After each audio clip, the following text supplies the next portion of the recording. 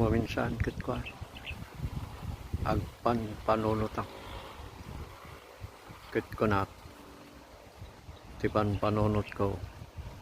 kastoy langatan ti panagbiang nupay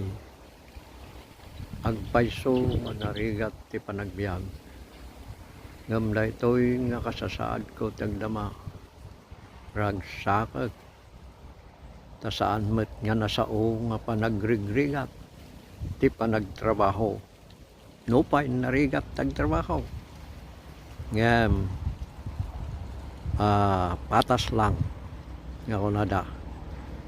haan nga abuswen met ti salunat basta adda lagid diti paggargarawan iso nga kung kunak o minsan apay isardeng kung sa lakot agtaraken ti kaldigay ang di nakarkaraw awan ti paggargarawan iso nga idayaw ko ta apo ta daytoy nga edad kon 74 ko inton no Mayo duwa nga bulan langan ag 74 konton ket kaasina mabaling ko mo pala ang ti agtaraken ti kalding ken mabaling ko pala ang mati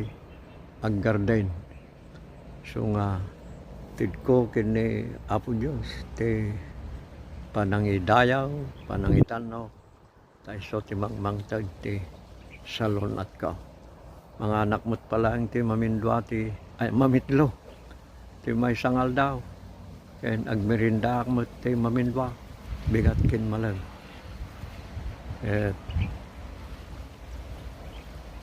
so nga anak nga agladingay agliday no digat agragsaka iti kastoy nga kasasaad.